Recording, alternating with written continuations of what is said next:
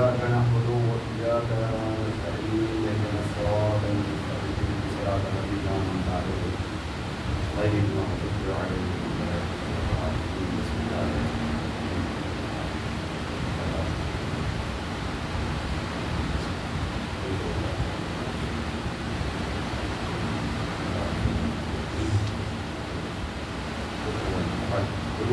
محمد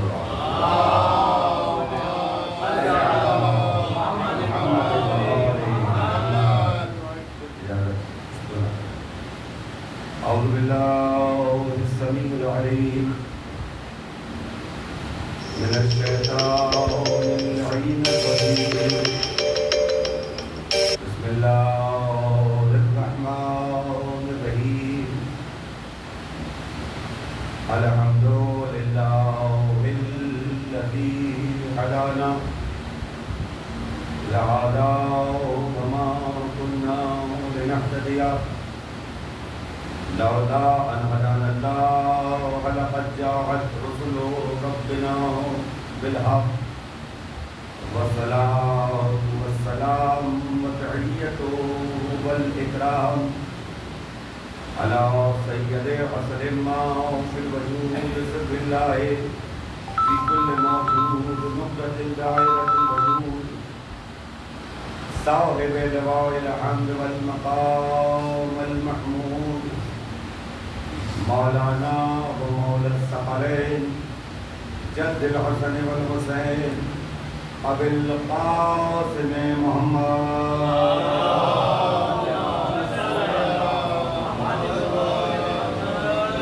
وعلى بيته الطيبين الطاهرين المعصومين المظلومين المنتخبين المنتجبين الذين أذهب الله عنهم الرجس أهل البيت ويطهرهم تطهيرا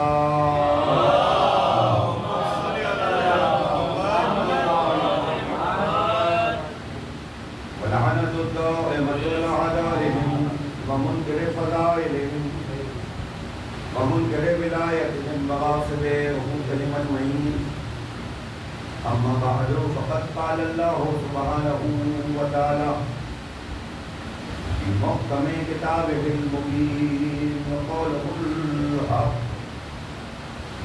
بسم الله الرحمن الرحيم الحمد لله رب العالمين صلوات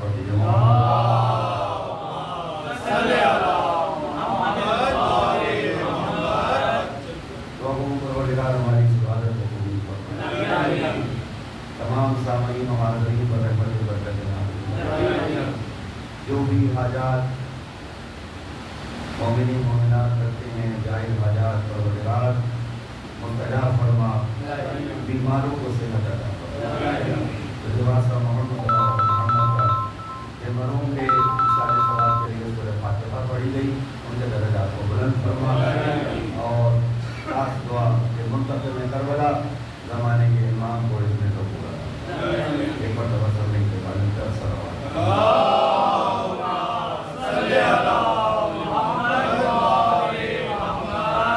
کیونکہ مجلس سے سارے ثواب بھی شامل ہے جو سورہ الحمد کی پہلی آیت کی تلاوت کا شرف حاصل کیا سورہ الحمد کے متعلق جو باتیں خاص ہیں وہ یہ ہے کہ یہ قرآن مجید کا وہ سورہ ہے جس کے سب سے زیادہ نام رکھے گئے. یہ واضح کرتا چلوں کہ قرآن مجید کی جو سورے ہیں وہ نزولی ہیں یعنی نازل ہیں، مگر نام جو ہیں وہ نزولی نہیں، نام جو ہیں وہ رکھے گئے ہیں. اسی لیے قرآن مجید کے کئی ایک سورے ہیں کہ جن کے نام ایک سے زائد ہیں. جیسے سورہ بنی اسرائیل کو سورہ اسرا بھی کہا جاتا ہے. سورہ دہر کو سورہ انسان بھی کہا جاتا ہے، سورہ توحید کو سورہ اخلاص بھی کہا جاتا ہے۔ اس میں جو میزان اور معیار رکھا گیا ہے وہ یہ ہے کہ اس سورے میں جس موضوع پر بات ہو رہی ہو اسی کے حوالے سے اس کا نام رکھ دیا گیا۔ مثلا سورۃ البقرہ ہے، گائے والا سورہ، تو اس میں تذکرہ ہے کہ گائے کے قصے کا تو نام سورۃ البقرہ ہے۔ سورہ آل عمران، اس سورے میں اللہ سبحانہ و تعالیٰ نے ذکر کیا ان اللہ اصطفیٰ آدم و نوح و آل ابراہیم و آل عمران، کہ ہم نے اصطفیٰ کیا ہے آدم کا، نوح کا، آل ابراہیم کا اور آل عمران کا۔ یہ آیت اپنی جگہ بہت قابل توجہ ہے، اور یہ جو تیسرا سورہ ہے قرآن کریم کا، یہ ایک طویل سورہ ہے، مختصر طویل سورہ ہے۔ اس میں اور موضوعات پر بھی بات ہوئی، لیکن یہاں پر چونکہ آل عمران کی معنویت اتنی زیادہ ہے کہ اس سورے کا نام آل عمران رکھا گیا۔ یہ بات بہرحال قابل توجہ بھی ہے، اور میں بات کہوں کہ قابل افسوس بھی ہے کہ بہت سارے متعصب لوگوں نے ایک ظلم یہ کیا کہ قرآن کے حقائق کو چھپانے کے لیے انہوں نے بہت سے معرفت کے دروازوں کو بند کر دیا، اور معرفت کے دروازوں کو بند کیوں کیا؟ معرفت کے دروازوں کو بند اسی لیے کیا کہ وہ اس خدا تک پہنچنا ہی نہیں چاہتے کہ جو حقیقی خدا ہے۔ آل محمد سے دشمنی کی، لڑائی کی کوئی وجہ مولا علی سے لے کر زمانے کے امام تک کوئی متعصب ترین مورخ ان تمام ذوات مقدسہ میں کوئی اخلاقی نقص نہیں نکال سکا۔ میں ایک جملہ کہہ رہا ہوں، اگر پہنچے گا تو یقیناً آپ لوگوں کی حوصلہ افزائی حقدار قرار پاؤں گا۔ آل محمد کا کمال یہ ہے کہ متعصب ترین مورخ جو زیادہ سے زیادہ کام کر سکا وہ یہ کہ ان کے فضائل چھپا سکا، لیکن اتنی جرأت اور ہمت کسی میں نہیں ہوئی کہ ان میں کوئی اخلاقی نقص پیدا کر۔ یہ تاریخ کی ایک وہ حقیقت ہے کہ جس جملے کو اگر عام کیا جائے اور اس پر مناظرے کروائے جائیں، مقالے لکھوائے جائیں، سیمینار کروائے جائیں کہ تاریخ اسلام میں کون سی وہ شخصیات ہیں کہ جن پر اگر ہم مطالعہ کریں، غیر مسلکی مطالعہ، یعنی اگر کوئی وہ شخصیت ہے کہ جس کو شیعہ مانتے ہیں تو آپ صرف شیعہ مورخین کا مطالعہ نہ کریں، بلکہ آپ مطالعہ کریں اہل سنت کا بھی، آپ مطالعہ کریں غیر مسلمانوں کا بھی، اور پھر دیکھیں کہ جناب ان کی شخصیت کیا ہے، اور پھر ایک ایک کر کے ان شخصیات کے بارے میں پڑھا جائے۔ یہ پورا ایک موضوع ہے کہ جن کو آپ مانتے ہیں تو اب پھر آپ کی کتابوں سے نہیں پڑھا جائے گا، پھر آپ کو ہمارے یہاں کی کتابیں بھی پڑھنی پڑیں گی، ان کی کتابیں بھی پڑھنی پڑیں گی جو مسلمان نہیں ہیں۔ ایک بڑی گہری بات کہہ کر آگے بڑھوں، اگر یہ بات عام کر دی جائے کہ جن کو ہم مانتے ہیں ان کے متعلق دنیا کے ہر مذہب کے مورخ کی کتاب لے آؤ، اور جن کو تم مانتے ہو ان کے متعلق دنیا کے ہر مورخ کی کتاب لے آؤ، تو خدا کی قسم کھا کے کہہ رہا ہوں کہ صرف آپ ہی ہیں جو کھڑے رہ جائیں گے، باقی سارے لوگ بھاگ جائیں گے، اس لیے کہ سب کو یہ پتا ہے کہ جس کسی کو وہ مانتے ہیں انہوں نے اپنے مورخین سے ان کے لیے اچھا لکھوا لیا، لیکن جب غیر متعصب مورخ سچ لکھتا ہے تو وہ سچ اتنا کڑوا ہے کہ وہ برداشت نہیں کر سکتا۔ یہ اعزاز، یہ امتیاز، یہ فخر ہمارا ہے کہ ہم دنیا کو یہ دعوت دیتے ہیں کہ علی کی شخصیت کا مطالعہ صرف ان کی کتابوں سے نہ کریں جو علی کو ماننے والے ہیں۔ ہم تو کہتے ہیں آؤ علی کو ان سے سمجھتے ہیں کہ جو مسلمان بھی نہیں ہیں، ان کی آنکھوں پر تعصب کا غبار نہیں ہے، اور جس کی آنکھوں پہ تعصب کا غبار نہ ہو۔ یہ جملہ بہت قیمتی ہے۔ میں جس مزاج کی تقریریں کرنے کا عادی ہوں وہ انچولی امام بارگاہ میں لوگوں نے سن لیا۔ عزیزان محترم، جس کی آنکھوں پہ تعصب کا غبار نہیں ہے، جسے یہ نہیں معلوم کہ علی کو ہم دل سے کیا مانتے ہیں، جس کو یہ نہیں معلوم کہ کسی کو وہ دل سے کیا مانتے ہیں، جب وہ تاریخ کا مطالعہ کرتا ہے، یقین جانیے جب وہ تاریخ کا مطالعہ کرتا ہے تو اسے سوائے علی کے اور کوئی ذات نظر ہی نہیں آتا۔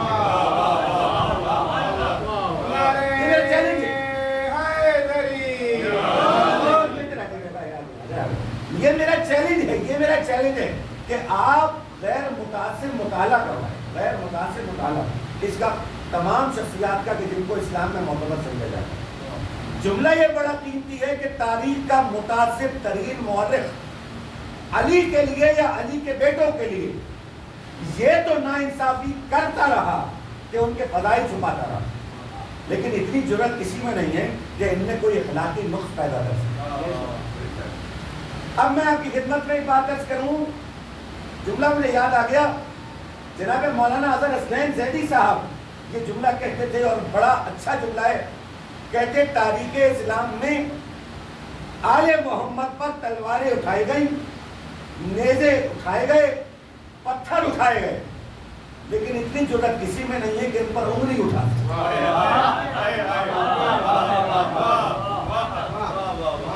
یہ وہ تاریخ کے شفاف ترین کردار ہیں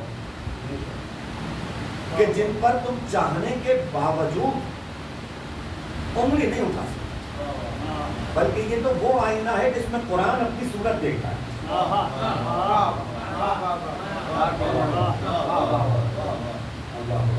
میرے والد کا ایک مصرع ہے، بلکہ شعر ہے، ان کے چہرے کی طرف حسب ضرورت دیکھے۔ اب یہ حسب ضرورت بڑا مزیدار ہے۔ قرآن مجید میں بہت ساری آیتیں ایسی ہیں جس کی شرح کی ضرورت ہے، تو اب اس کی ضرورت کیسے پوری ہوگی؟ واہ، کہتے ہیں ان کے چہرے کی طرف حسب ضرورت دیکھے، ایسا آئینہ کہ قرآن بھی صورت دیکھے۔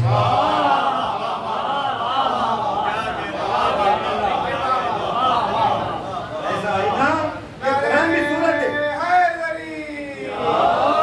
ایسا آئینہ کہ قرآن بھی صورت دیکھے۔ قرآن مجید کی بہت ساری آیتیں ایسی، اگر آپ کہیں گے کہ یہ بات مولانا نے کہاں سے کہی ہے تو میں نے اپنی جیب سے نہیں کہی ہے، میں نے یہ بات قرآن کی آیت سے ہی کہی ہے۔ قرآن کریم کہتا ہے کہ قرآن میں وہ آیتیں الگ ہیں جو محکمات ہیں، وہ آیتیں الگ ہیں جو متشابہات ہیں۔ متشابہات کا مطلب یہ کہ جس میں تشریح ہے اور جن کے دلوں میں کجی ہے وہ ان آیتوں کو لے کے بیٹھے رہتے ہیں اور اسے اپنے مطلب کے معنی پہلاتے ہیں، جبکہ ان کے معنی یا تو اللہ جانتا ہے یا وہ جانتا ہے جو راسخون فی العلم ہے۔ عالم نہیں ہے، راسخون فی العلم ہے۔ اللہ اکبر، یہ راسخون فی العلم یہ بڑی خوبصورت تشریح، جن کے دلوں میں کجی ہے وہ آیتوں کو لے کے بیٹھے رہتے ہیں، اپنے مطلب کے معنی پہناتے ہیں تاکہ لوگ اس سے شبہ کا شکار ہو جائے اور وہ حق تک نہ پہنچے۔ لیکن یہ وہ سب باتیں مقدسہ ہیں کہ جن کی طرف قرآن دیکھتا ہے اپنے معنوں کے لیے۔ اب ایک آیت جس کا میں نے حوالہ دیا، آل عمران، ان اللہ اصطفیٰ آدم و نوحا وآل ابراہیم وآل عمران، جا کے مفسر سے پوچھیے، مفتی سے پوچھیے، مجتہد سے پوچھیے. چلیے پورے سورے یاد نہیں ہیں، سوروں کے نام تو یاد ہیں. 114 سوروں کے نام یاد نہیں ہیں، 14 کے تو یاد ہیں. 14 کے یاد نہیں، 4 کے یاد ہیں. جسے 4 سوروں کے نام یاد ہے نا، اسے آل عمران یاد ہے. اب مجھے یہ بتاؤ یہ آل عمران کیا ہے؟ پوچھئے مفتی سے، آل عمران کیا ہے بھائی؟ آدم شخصیت کون جن کا استعفیٰ اللہ نے کیا. اب یہ ایک عجیب بات ہے، 1,24,000 کا استعفیٰ اللہ نے کیا ہے منتخب کر کر. تذکرہ یہاں 4 کا ہو رہا ہے، 2 شخصیات ہیں، 2 کی آل ہے. ان اللہ اصطفیٰ آدم و نوح، آدم کا استعفیٰ کیا اور نوح کا استعفیٰ کیا. کمال ہے قرآن. آل ابراہیم و آل عمران، 3 نبی، آدم، نوح اور ابراہیم. اب آل عمران کون ہے؟ سوال ہے کہ آل عمران کون ہے؟ یعنی عمران کوئی ایسی شخصیت ہے جس کی آل بھی اتنی پاک ہو. لیکن قرآن ہے نا، قرآن ہے، یہ تاریخ تو نہیں بنا رہا. اب آپ کہیں گے آپ شیعہ تاریخ پڑھ، شیعہ تاریخ تھوڑی پڑھ رہا ہوں میں، تو آپ سے سوال کر رہا ہوں مجھے اس عمران کا بتاؤ جو اتنا پاک اور اتنا پاکیزہ ہے کہ اس کی آل کا بھی اللہ نے استعفیٰ کیا، اس کا قرآن نے اعلان کیا اور اس کے نام پہ پورا سورہ رکھا گیا. تو اب جو متعصب اور معرفت کے دروازوں کو بند کرنے والا مفسر ہے، وہ کہتا ہے کہ آل عمران سے مراد مریم کے باپ عمران. عجیب بات پڑھنے والی، مریم کے باپ عمران. اچھا عجیب بات یہ ہوئی کہ مریم کے باپ اگر عمران ہے اور ان کی آل کی بات ہو رہی ہے، تو حضرت عیسیٰ نے تو شادی کی نہیں، تو ان کی آل نہیں، تو پھر وہ کون سی آل ہے جس کا یہاں پہ استعفیٰ کیا جا رہا ہے؟ یعنی جو متعصب مولوی ہے وہ تعصب میں عقل سے بالکل اندھا ہو جاتا ہے. بھائی حضرت عیسیٰ کی تو کوئی حال نہیں ہے، تو یہ کون سی حال ہے کہ جس کے استعفیٰ کی یہاں پر بات کی جا رہی ہے؟ وہ یہ نہیں ہو سکتے. تو میں کوئی نہ کوئی تو ڈھونڈنا پڑے گا. ایک بات کر کے میں جلدی سے آگے بڑھوں. ہمارے استاد ایک بات کہتے ہیں اور وہ یہ کہتے ہیں کہ یہ بات یاد رکھیے، اللہ کرے یہ بات میں محمد کر سکتے، یہ بات یاد رکھیے کہ وہ قبلہ اول ہو یا قبلہ حاضر، جیسے آپ خدا کا گھر کہتے ہیں، خانہ کعبہ، یہ گھر مقدس ضرور ہے، مثالی نہیں ہے. اس بات کی ذرا معنویت کو سمجھے گا. مقدس ضرور ہے، مثالی نہیں ہے. یہ مقدس اور مثالی میں کیا فرق ہے؟ کیا مقدس اور مثالی میں فرق یہ ہے کہ اللہ کا گھر وہ ہے جس سے ہمیں زندگی گزارنے کے نمونے نہیں ملتے. مثالی گھر وہ ہوگا جس سے ہمیں زندگی گزارنے کے نمونے ملے. کوئی ایسا گھر کہ جس گھر کو دکھا کے ہم یہ کہہ سکیں یہ وہ گھر ہے کہ جیسا گھر اسلام بنانا چاہتا ہے. یہ معاشرہ بنتا ہے گھر سے، گھر بنے گا تو معاشرہ بنے گا. اسلام آیا ہے معاشرہ بنانے کے لیے. بہت توجہ کے ساتھ، خدا کے گھر سے، یہ بڑی اہم بات، خدا کے گھر سے آپ کو گھر بنانے کی مثال نہیں ملتی. میری بات پہنچ گئی؟ میرے خدا مجھے اتنا تو معتبر کر دے، میں جس مکان میں رہتا ہوں اس کو گھر کر دے. اچھا خدا کے گھر کا ایک عجیب معاملہ ہے، اس کا آرکیٹیکچر بھی اتنا خوبصورت نہیں ہے. یعنی اسلامی فن کا نمونہ نہیں ہے خانہ کعبہ. اگر آپ سے کوئی یہ سوال کر لے کہ فن اسلامی کا نمونہ ہے تو آپ کہیں گے نہیں، فن اسلامی کا نمونہ نہیں ہے. کیوں بھائی؟ بھائی وہ تو ایک چوکور سا باکس ہے تو بنا ہوا ہے اور بس اس کی جانب رک کر کے سجدہ کرتے رہو. کیوں؟ اللہ نے کہا کہ یہ میں نے اپنا گھر بنایا ہے، علامت ہے، سجدہ اس کو نہیں ہے، سجدہ تو مجھے ہی ہے مگر یہ علامت ہے.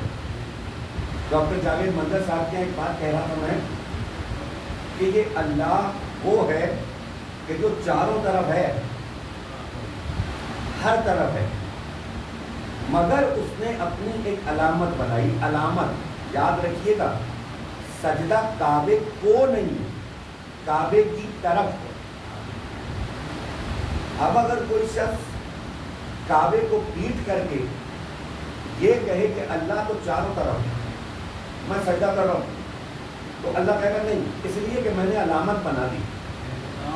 اب جب میں نے علامت بنا دی تو علامت کی طرف ہی رخ کرو.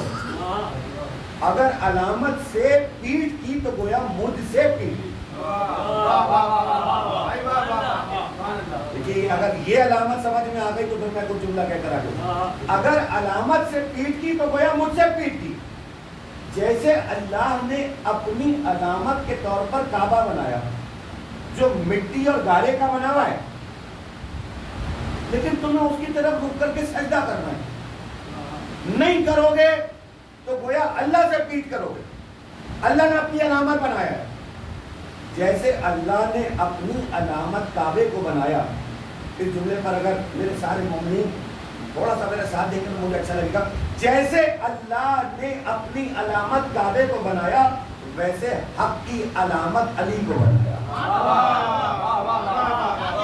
کوئی کعبے سے پیٹ کرے تو اللہ سے پیٹ کرنا ہے، کوئی علی سے پیٹ کرے تو حق کو پیٹ کرنا ہے. درود بھی ہدیہ کر دیں. محمد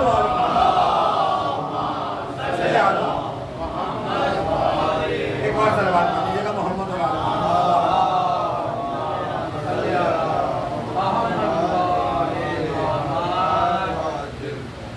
اب آل عمران یہ معصومین سے روایتیں. 8واں امام علی رضا علیہ السلام.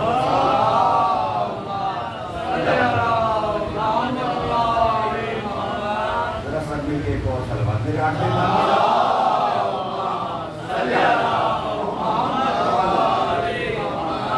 کتاب حیات القلوب علامہ مجلسی، تیسری جلد. ایک شخص 8ویں مرتبہ حاضر ہوا اور اس نے کہا سرکار اگر انبیاء پر سلام آیا ہے، اب اس سلام سے مجھے بات یاد آ گئی کرنا ہے. کرتا ہوں انبیاء پر سلام آیا ہے، سلام علی نوح، نوح پر سلام. آگے آگے آ جائیے، تھوڑا سا آگے آگے آ جائیے. درود پڑھتے ہوئے تھوڑا سا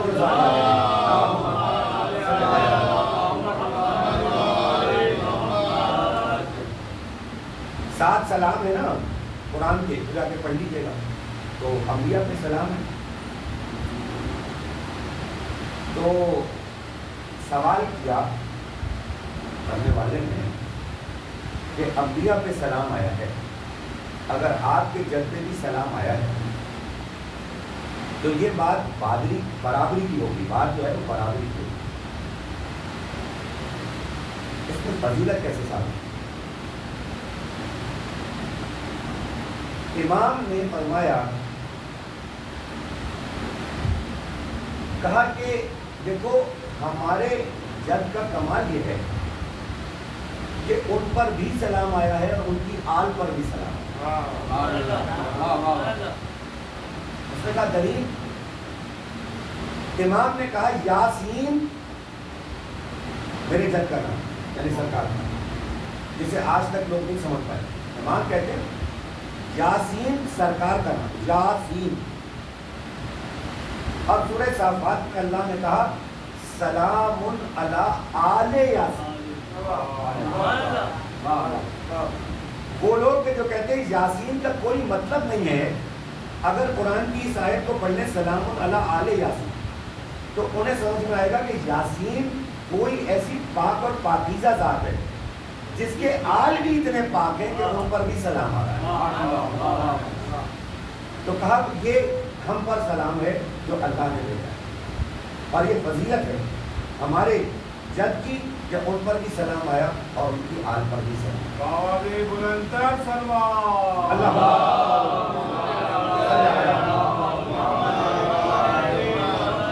میرے والد مرحوم پروفیسر سردار رفیع صاحب کے 6 میں سے ان پر سلام، نور نبی پر سلام ہے. دوسرا مصرع دیکھیے کہ نعمان بھائی ایک ایک مصرے میں شاعر کتنا کچھ سمیٹ دیتا ہے. اور وہ یہاں کے بزرگ جو بیٹھے میرے سامنے ہیں ان کے سامنے پڑھ کے مجھے بڑا اچھا لگ رہا ہے. میری آواز نہیں پتہ کتنا ساتھ دے رہی ہے، لیکن آپ لوگوں کی سماعت میرا بھرپور ساتھ دے رہی ہے. سلامت رہیے. ایک اور درود پڑھیں محمد.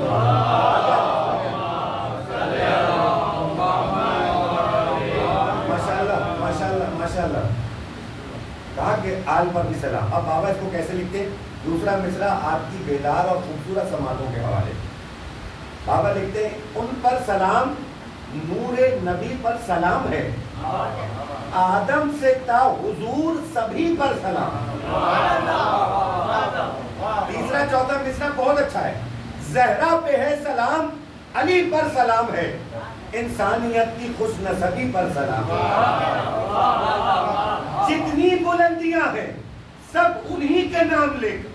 ارے یہ نام لکھ تو پہلے علیہ السلام.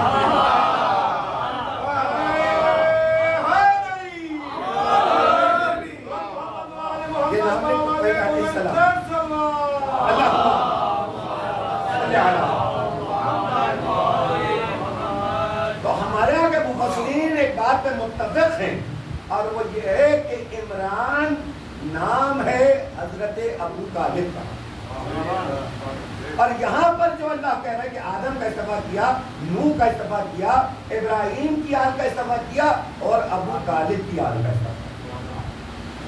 یہ ابو طالب کے بیٹے کہ جن کے استعفاء کی بات اس آیت میں کی جا رہی ہے. اب میں نے یہاں پہ حضرت ابو طالب کا تذکرہ کیوں کیا، اس کے لیے میں آپ کو ایک اور اشارہ کروں گا اور آگے بڑھوں گا.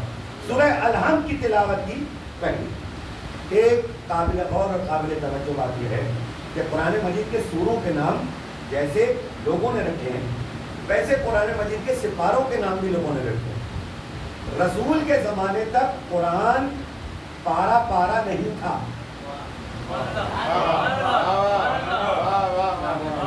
رسول کے زمانے تک قرآن پارا پارا نہیں تھا، بعد میں کیا گیا. اچھا میں تو چونکہ پڑھاتا ہوں تو میں ایک بات آپ سے عرض کروں اور آگے بڑھتا ہوں. سینسیٹیو موضوع ہے، حساس موضوع ہے، لیکن جو چیزیں کتابوں میں لکھی ہیں میں وہ سنا کے نتیجہ آپ کو چھوڑ کر میں آگے بڑھا ہوں. وہ بات بتاؤں گا جو کورس میں پڑھائی جاتی ہے، اور وہ بات بتاؤں گا جو سرکاری طور پہ ایکسپٹیڈ ہے. رسول کے دور تک قرآن جمع نہیں کیا گیا، مدون نہیں کیا گیا، کتابی شکل میں نہیں آیا. پھر کیا ہوا جی؟ اب وہ سنیں آپ سرکاری اسلامیات سنیں توجہ سے. بہت میں نے کہا نا عوامی تقریریں کرنا مجھے آتی نہیں، اور یہ باتیں لوگوں کو پتہ چل جائیں تو بہت چیزیں کھل کے سامنے آ جائیں. رسول تک قرآن مدون نہیں ہوا. جب رسول دنیا سے تشریف لے گئے اور ایک جنگ ہوئی جس کا نام تھا جنگ یمامہ. کس سے ہوئی؟ ایک شخص اس کا نام ہے مسلمہ قذاب. حیدر بھائی جا کے سنیں، کہانی سنا رہا ہوں، آپ کو نیند آنے لگتی ہے. کہانی کا یہ بڑا مسئلہ ہے جو سو جاتے ہیں. اس کا نام تھا مسلمہ قذاب. اس نے دعویٰ کر دیا نبوت کا. جب اس نے دعویٰ کیا فالس پروفٹ، تو جو اس وقت کے بہت اچھے مسلمان انہوں نے کہا کہ اسے جنگ کرنی پڑے گی. اب یہ میں کلاس میں پڑھا رہا ہوں. چلو بھائی لشکر تیار کرو.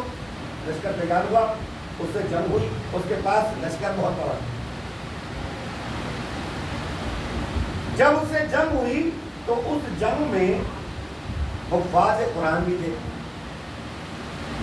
70 حفاظ قرآن مارے گئے. جب 70 حفاظ قرآن مارے گئے تو ایک صاحب کو یہ شک ہوا کہ کہیں قرآن کی حفاظت خطرے میں نہ پڑ جائے. تو انہوں نے تخت پر بیٹھے ہوئے صاحب سے کہا بھائی قرآن جمع کریں. جو مسلمانوں کی تاریخ، انہوں نے کہا میں نہیں کر سکتا. جو کام رسول نے نہیں کیا میں کیسے کروں؟ انہوں نے کہا نہیں جناب آپ کو کرنا پڑے گا، اس لیے کہ ہمارے پاس جو قرآن کو محفوظ رکھنے کا طریقہ تھا وہ حافظ تھے جن کے سنوں میں قرآن تھا، اب وہ اتنے سارے شہید ہو گئے، تو آپ بھی کیجیے۔ انہوں نے ایک کمیٹی بنائی جس میں 75 لوگ رکھے، انصار اور مہاجرین ملائے، اس کا سربراہ بنایا حضرت زید بن ثابت کو، اور یہ اعلان کروا دیا کہ جس کے پاس قرآن کی جو آیت ہو وہ لے آئے۔ آج تک مسلمانوں کا یہ ماننا ہے کہ آپ کے پاس جو قرآن آج ہے یہ اس طرح سے جمع ہوا ہے۔ اعلان کروا دیا جی جس کے پاس جو آیت ہو وہ لے آئے۔ یہ بڑی عجیب و غریب بات ہے۔ میں اکثر یہ سوچتا ہوں کہ اگر آپ کسی چھوٹے سے علاقے میں رہتے ہو، وہاں پہ لوڈ شیڈنگ کا مسئلہ ہو اور تمام لوگوں کے جمع شدہ بل آپ کو جمع کروانی ہے، 100 گھروں فقط 100، آپ اعلان کیجیے سب لوگ اپنے بل لے آئیں، 100 گھروں میں سے 20 لے کے آئیں گے، دوبارہ اعلان کیجیے 10 اور آ جائیں گے، 30 ہو جائیں گے، دوبارہ اعلان کیجیے 5 اور آ جائیں گے، اور شدت سے اعلان کیجیے۔ آپ نے بہت زیادہ کر لی، بہت زیادہ کر لیا، تو آپ 70 کے قریب پہنچیں گے، پھر بھی 30 گھر ایسے رہ جائیں گے جن سے آپ باہر مانگتے رہیں گے، بل اور بل ملے گا۔ کیوں؟ یہ انسانی مسئلہ فطرت کا، کوشچن مارک پھر بھی رہتا ہے۔ مسلمانوں نے قرآن جمع کیا اس طرح سے کہ جس کے پاس ہو وہ لے آئے، اور دوسری طرف ایک ذات گرامی وہ ہے کہ جو یہ کہہ رہا ہے کہ میں اس وقت تک گھر سے باہر نہیں آؤں گا جب تک کہ میں قرآن کو جمع نہ کروں۔ اگر آپ اس لفظ کی معنویت کو سمجھیں اور جو منظر میں نے بتایا اس کو سمجھیں، باہر سے لے کے جمع کرنا اور ہے، گھر میں بیٹھ کے جمع کرنا اور ہے۔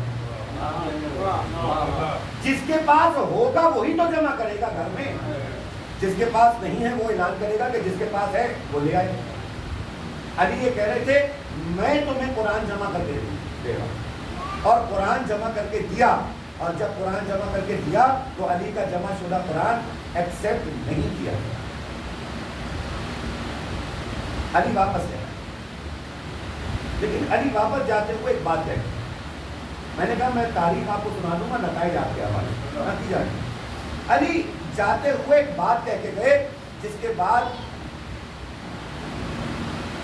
ہم کوئی بات کر نہیں سکتے۔ امیر المومنین نے کہا میں اپنا قرآن واپس لے جاؤں، لیکن قرآن تمہارے لیے وہی ہے جو 2 دفتیوں کے درمیان ہے۔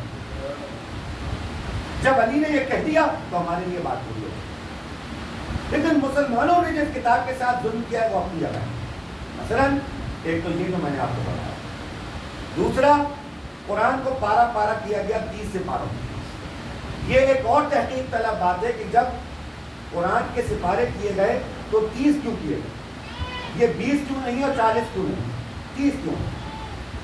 جب سپارے بنائے گئے تو اس کے نام بھی رکھے گئے، اور جب نام رکھے گئے تو اب یہ سوال پیدا ہوا کہ نام کیسے رکھے جائیں؟ کہا نام ایسے رکھے جائیں کہ جو بھی پہلا لفظ ہو سپارے کا اس پر نام رکھیں۔ آپ جا کے آج اس کو چیک کر لیجئے گا، 30 سپارے، 29 سپارے آپ کو ملیں گے جس میں آپ کو جو پہلا لفظ ہوگا وہی سپارے کا نام ہوگا۔ مثلا اما یتساءلون اما پارا، مثلا تلک الرسل، مثلا وما ابرئ۔ آپ سپاروں کے نام دیکھتے جائیے گا اور پہلا لفظ دیکھتے جائیے گا، پہلا لفظ وہی ہے جو سپارے کا نام ہے۔ پھر یہ سوال پیدا ہوتا ہے کہ جب 29 سپاروں میں یہ اصول ہے کہ جو پہلا لفظ ہے وہی سپارے کا نام ہے، تو پہلے سپارے کا نام تو الحمد ہونا چاہیے تھا، اس کا نام الف لام میم کیوں ہے؟ بھائی 29 سپاروں میں آپ نے یہ کیا کہ جو بھی پہلا لفظ ہے اس پر آپ نے نام رکھ دیا، تلک الرسل، اما یتساءلون، وما ابرئ نفسی، جو پہلا لفظ ہے وہی ہوگا۔ تو پہلے سپارے کا تو پہلا لفظ الحمدو ہے. آپ نے الحمدو نام کیوں نہیں رکھا؟ آپ نے الف لام میم کیوں رکھا؟ اب اگر میں آپ سے سوال کر لوں کہ قرآن کو میں سپاروں میں دیکھنا چاہتا ہوں، تو یہ بات تو بڑی میتھمیٹیکل قسم کی ہے کہ سپارہ تو الف لام میم سے شروع ہو رہا ہے اور والناس پہ ختم ہو رہا ہے. اس کا مطلب یہ کہ آپ نے قرآن الف لام میم سے شروع کر کے والناس پہ ختم کر دیا. تو الحمدللہ کہاں گئی؟ سورہ فاتحہ کہاں گئی؟ جن لوگوں نے 29 سپاروں کو پہلے لفظ پر نام رکھے، انہوں نے آخر پہلے سپارے کا نام سورہ الحمد پہ کیوں نہیں رکھا؟ یہ بات قابل توجہ ہے، اس پر غور ہونا چاہیے، اس پر تحقیق ہونی چاہیے کہ کیوں نہیں رکھا. جو جوابات ہیں وہ اپنی جگہ، لیکن ایک عالم دین جن کی قبر روضہ امیر المومنین میں ہے، وہ تحریر فرماتے ہیں کہ الحمدللہ رب العالمین حقیقت میں کلام ابو طالب ہے. اور انہوں نے اپنی کتاب میں لکھا کہ ابو طالب وہ ہیں کہ جنہوں نے پیغمبر کا عقد پڑھایا. جب عقد پڑھایا تو خطبہ پڑھا، جو آپ کے یہاں خطبہ آج تک پڑھا جاتا ہے، خطبہ پڑھا.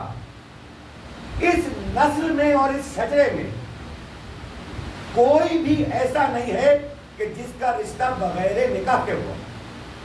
جن ابو طالب نے سرکار کا نکاح پڑھایا، اپنا بھی پڑھایا، اور جب اپنا نکاح پڑھایا تو اس کا خطبہ تھا الحمدللہ رب العالمین الرحمن الرحیم مالک یوم الدین.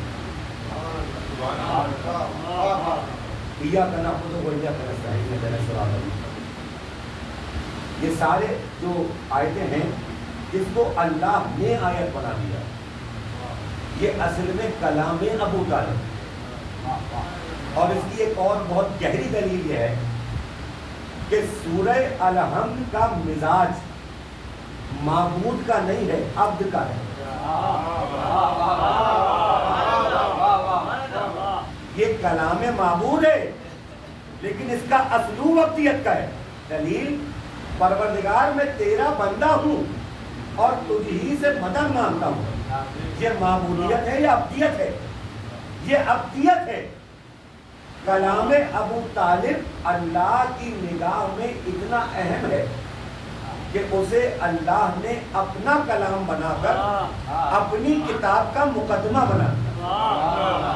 اور اس کے لیے علی نے یہ کہا، اللہ اکبر، اس کے لیے علی نے یہ کہا کہ کائنات کا علم 4 کتابوں میں سمٹا، 4 کتابوں کا علم قرآن میں سمٹا، قرآن کا علم الحمد میں سمٹا. اسی لیے آپ کے ہاں ایک دفعہ سورہ الحمد اور 3 مرتبہ سورہ اخلاص پڑھنے کا طریقہ ہے. یہ ایک دفعہ الحمد اور 3 دفعہ سورہ اخلاص کیوں ہے؟ کا اس لیے ہے کہ ایک دفعہ الحمد پڑھنے کا مطلب پورے قرآن کی تلاوت. لیکن اگر آپ نے یہاں تک مانا ہے تو حدیث پوری پڑھیں. حدیث یہ ہے کہ جناب قرآن کا پورا علم الحمد میں سمٹا، الحمد کا پورا علم بسم اللہ میں سمٹا، بسم اللہ کا پورا علم بے میں سمٹا، اور بے کا پورا علم نقطے میں سمٹا، اور وہ نقطہ میں ہوں علی بن ابی طالب. اب پوری بات یہ بنی کہ جس طرح سورہ الحمد کی ثواب، یعنی سورہ الحمد کی تلاوت کا ثواب اس لیے پورے قرآن کی تلاوت کا ثواب ہے کہ اس میں پورا قرآن سمٹ آیا ہے. تو پھر مجھے کہنے دیجئے کہ جیسے الحمد کی تلاوت پورے قرآن کی تلاوت کا ثواب ہے، ویسے ہی ایک دفعہ علی کا نام لینا بھی پورے قرآن کی تلاوت ہے. پورے قرآن کا ایک بار درود ہدیہ کرنے محمد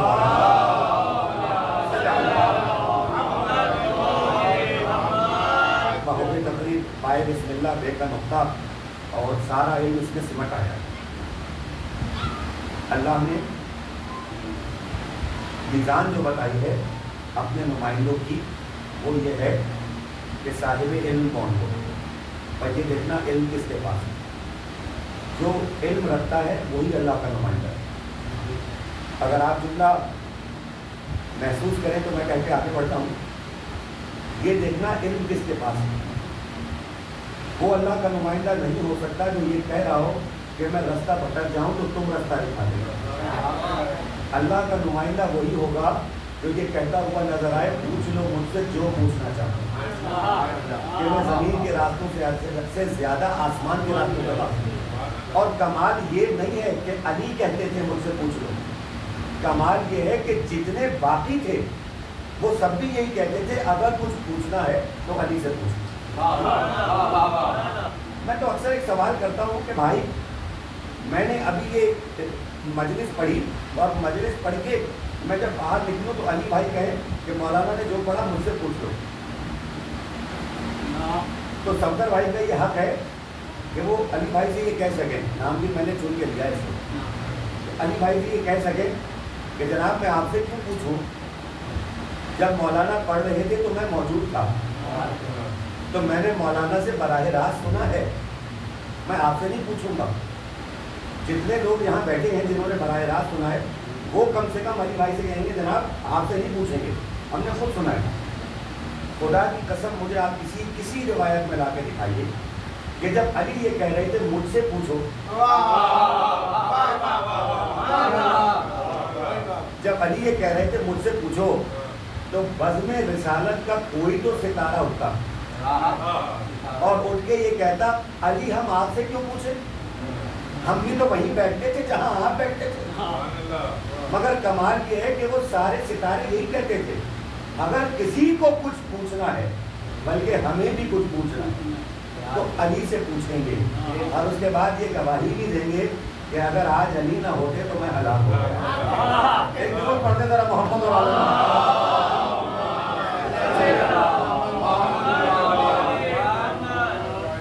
کاش کوئی ایسا سوال کرتا جتنا علم میرے پاس تھا، کاش کوئی اتنا مانگتا جتنی سخاوت میرے پاس تھا۔ مجھے کوئی ایسا سائل نہیں ملا جس پر میں اپنی سخاوت ظاہر کرتا ہوں، مجھے کوئی ایسا سائل نہیں ملا جس پر میں اپنی علم ظاہر کرتا ہوں۔ نمبر کوفہ سے علی کا جملہ قیامت کا ہے، علی کہتے ہیں اس خدا کا شکر جس نے ہمیں سخی نہیں کریم بنایا، اس خدا کا شکر جس نے ہمیں سخی نہیں کریم بنایا ہے۔ پوچھنے والے نے پوچھ لیا کہا سرکار سخی بھی عطا کرتا اور کریم بھی عطا کرتا، آپ نے کہا خدا کا شکر جس نے ہمیں سخی نہیں کریم بنایا، اس کا کیا مطلب؟ مولانا نے مسکرا کے کہا سخی مانگنے پہ عطا کرتا، کریم وہ ہے جو بن مانگے عطا،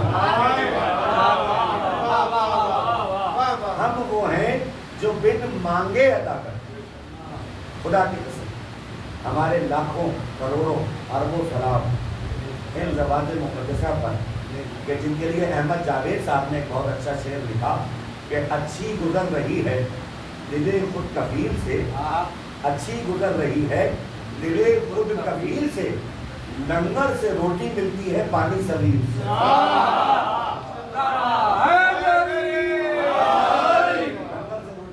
پانی سبیل سے۔ سب مل جل کے ایک بلند سلوات زیادہ ایک اور اس سے بہتر سلوات محمد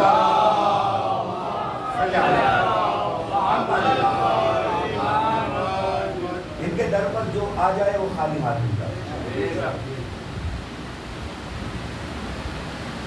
علی کا علی بیٹا سخاوت اور کرم کی انتہا ہے کہ بعد کربل سرکار کے دروازے پر چوتھے امام ایک زنجیر لٹکی رہتی اور اعلان عام ہے کہ جو سائل آئے وہ یہ زنجیر ہلا دے، جو اس کا سوال ہوگا وہ پورا کرے۔ عزیزان محترم سائل آتے تھے، زنجیر ہلاتے تھے، جو سوال کرتے تھے وہ پورا کیا جاتا۔ ایک دن ایک سائل آیا, اس نے جب زنجیر ہلائی ایسا لگا کہ جیسے کسی نے کلیجے میں نیزہ اتارا. یہ کون آ گیا ہے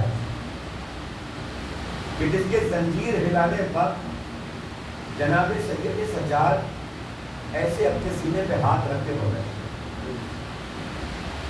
حضرت نجم افندی صاحب نے ایک شعر لکھا,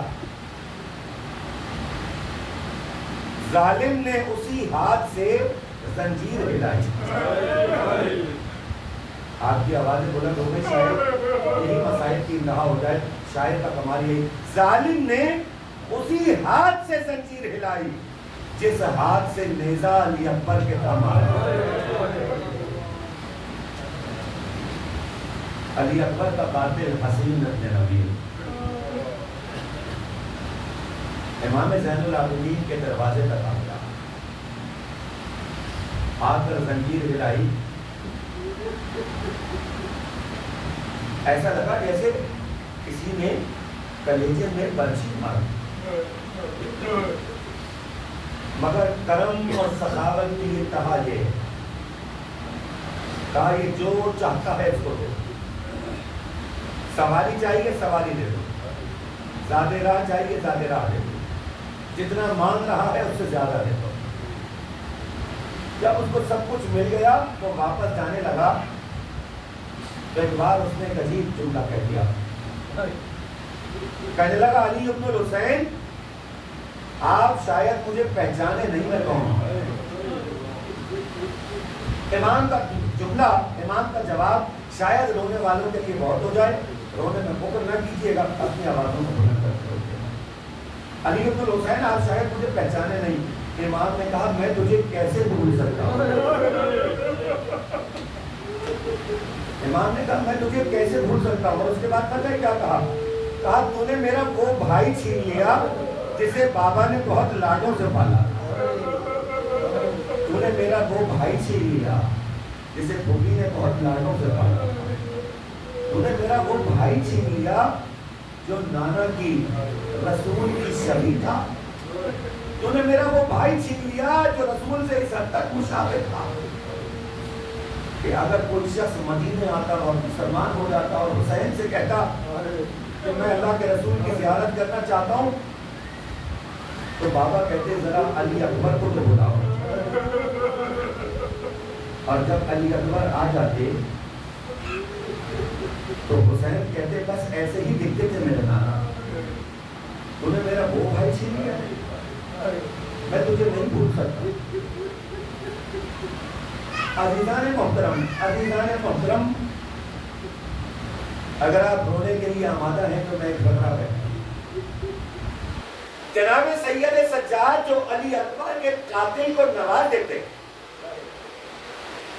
جب مختار نے قاتلان امام حسین کو فاصلے جہنم کرنا شروع کیا اور چوتھے امام تک خبر پہنچی یہ وہی ہے جو علی اکبر کے قاتل کو نواز دیتے ہیں, جب پتہ چلا کہ قاتلوں کو واصل جہنم کیا جا رہا ہے, آنکھوں میں آنسو بھر کے کہا مختار سے بس اتنا پوچھ لینا ہرملا کا کیا ہوا.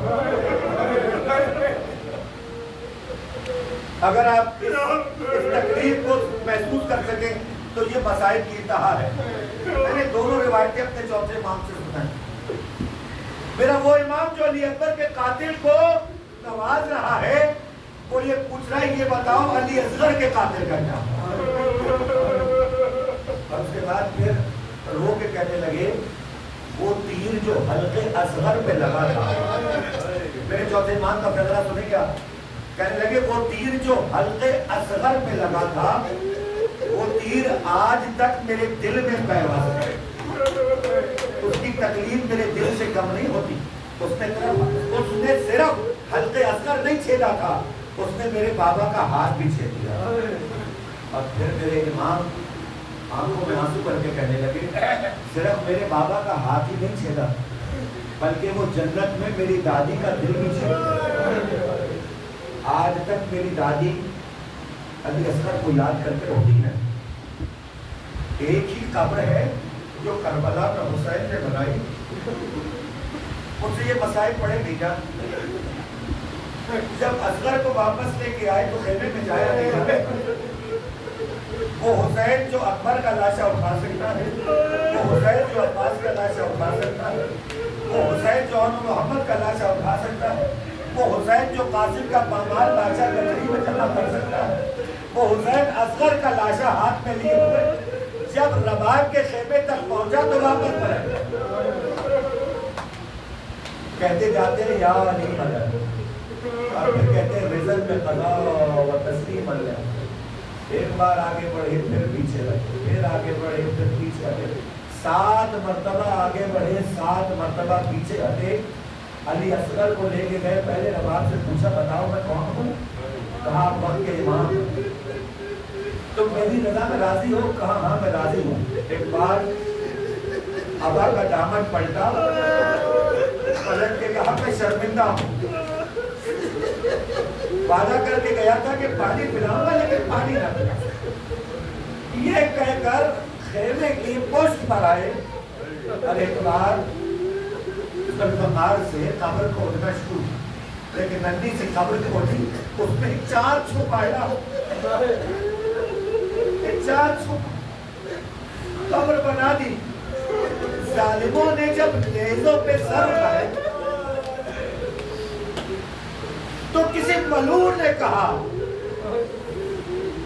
ان سروں میں اس بچے کا سر نہیں ہے. عزیزان محترم یہ بڑی سخت روایت. ایک شکی کہنے لگا میں نے دیکھا تھا کہ حسین اس خیمے کے پیچھے کسی کو دفنا رہے تھے. 4 گھڑ سوار ہاتھوں میں نیزے لے گئے، نیزے کی یعنی ایسے گاڑتے جاتے. اس کے آگے کا جملہ میں نہیں پڑھ سکتا، بس پھر تاریخ یہ بتاتی ہے کہ جس اصغر کو دفنا دیا تھا اس کا سر بھی نیزے پہ بلند دیکھا گیا. راہ کوفہ و شام میں بہت ساری دفعہ لوگوں کو کہا گیا تماشا دیکھنے کے لیے آؤ. ایک شخص کہتا ہے میں بھی اپنے گھر سے آیا تماشا دیکھنے کے لیے، اور جب میں نے سنا کہ تماشا دکھایا جائے گا تو میں اپنے ساتھ اپنا بچہ بھی لایا. چھوٹا بچہ تھا 3-4 سال کا میرے ساتھ. لیکن جب میں آیا تو میں نے دیکھا نیزوں پہ کچھ سر ہے اور کچھ بیویاں ہیں جو اونٹوں پہ سوار ہیں. انہوں نے اپنے بالوں سے اپنے چہروں کو چھپایا. میں نے جب یہ منظر دیکھا میری طبیعت بدل گئی، غم کی کیفیت ہو گئی. چونکہ بھیڑ بہت تھی تو میں نے اپنے بیٹے کا ہاتھ سختی سے پکڑ لیا کہ کہیں یہ بھیڑ میں کھو نہ گئے. اب کہاں تھی خوشی، کیسی خوشی. میں ان کٹے ہوئے سروں کو دیکھ رہا ہوں، ایک ایک سر کو دیکھ رہا ہوں. کوئی بہت حسین ہے، کوئی جوان ہے، لیکن جیسے ہی میری نظر حسین کے سر پر پڑی اب میری نگاہ وہی ہو گئی. راوی کہتا ہے میں حسین کے کٹے ہوئے سر کو دیکھ رہا ہوں. آخری جملہ تقریر کا میں حسین کے کٹے ہوئے سر کو دیکھ رہا ہوں اور مجھے ایسا لگ رہا ہے جیسے کہ میرا بہن ہے. ٹکٹکی باندھے ہوئے سر حسین کو دیکھتا جا رہا ہوں. ایک بار میں نے بغیر نظر ہٹائے اپنے بیٹے کو مخاطب کیا. میں نے کہا بیٹا دیکھو یہ میرا بہن ہے، میں کوئی خواب دیکھ رہا ہوں. مجھے ایسا لگ رہا ہے کہ یہ سر جو نیزے پہ بلند ہے اس کے لب ہل رہے ہیں، کچھ پڑ رہا ہے. کیسے ممکن ہے کہ جس کا سر کٹ جائے تو بات کر رہا ہوں، وہ کلام کر رہا ہوں، مجھے اپنی آنکھوں پہ یقین نہیں آ رہا. اس بچے کا جواب سن لے اور وہ لے جا. وہ بچہ کہنے لگا بابا آپ تو اس سر کو دیکھ رہے، میں اس سر کے ساتھ ایک ننھے سے سر کو دیکھ رہا ہوں. میں اس سر کے ساتھ ایک ننھے سے سر کو دیکھ رہا ہوں. مجھے ایسا لگتا ہے یہ کوئی دودھ پیتا بچہ ہے. بابا یہ بچہ تو نہ تلوار اٹھا سکتا ہوگا، نہ نیزہ اٹھا سکتا ہوگا، نہ تیر چلا سکتا ہوگا، یہ تو چل کے میدان تک بھی نہیں آ سکتا تھا. یہ کون ظالم لوگ ہیں جنہوں نے اتنے چھوٹے بچے کا سر کاٹ کے نیزے پہ چڑھا دیا. عزیزان محترم तमाशा देखने वालों का हुजूम बढ़ता जाता है। जनाब सैयद सज्जाद देखते जाते हैं कि लोग इशारे कर करके कहते वो देखो वो अली की बेटी है, और फरमाते हैं मेरे लिए हजारों तलवारों से ज्यादा लोगों के वो इशारे तकलीफ हैं जो इशारा करके कहते वो देखो वो अली की बेटी है।